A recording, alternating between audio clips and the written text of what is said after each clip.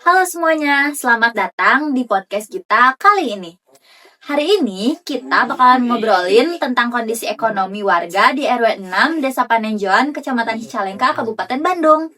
Mulai dari situasi umum, angka kemiskinan, dan program-program yang sudah dijalankan untuk membantu warga yang membutuhkan. Pembahasan selanjutnya akan dilanjutkan oleh rekan-rekan saya. Yuk langsung tonton. Bisa ceritain sedikit kondisi umum RW 06 dan situasi ekonominya saat ini? Secara umum RW 06 memang masih berada di bawah garis kemiskinan antara 10-15%. Tapi itu juga karena ada beberapa faktor yang menyebabkan hal tersebut. Gitu. Di antaranya karena mungkin daya beli yang sangat mahal atau kerja yang serabutan. Kebanyakan di sini buruh harian lepas dan kerjanya serabutan. Oke. Seberapa besar angka kemiskinan di RW 06 dan apa saja faktor utama yang menyebabkannya? Ya, yang tadi saya bilang 10-15% lah di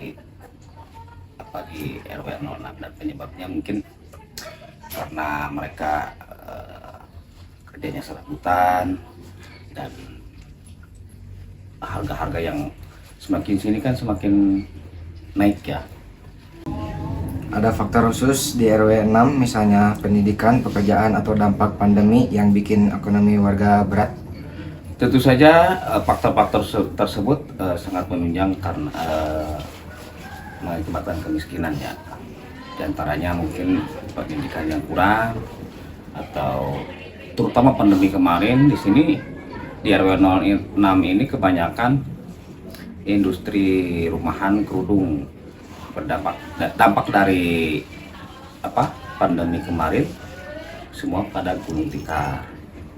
Program apa saja yang sudah dijalankan untuk membantu warga kurang mampu dan mana yang paling teratas manfaatnya? Program-program dari pemerintahan desa ataupun dari pusat itu ada beberapa, yang diantaranya ada PKH, ada bantuan langsung tunai, ada bantuan pangan. Itu sangat terasa sekali oleh masyarakat. Tapi itu juga kendalanya, ada beberapa masyarakat yang tadinya tadinya dapat dan tidak dapat gitu. Itu kendalanya yang banyak ke kita, dikarenakan kan pendataan itu terus berulang gitu. Per tahun itu pasti ada pendataan ulang, mampu yang tidak mampunya gitu.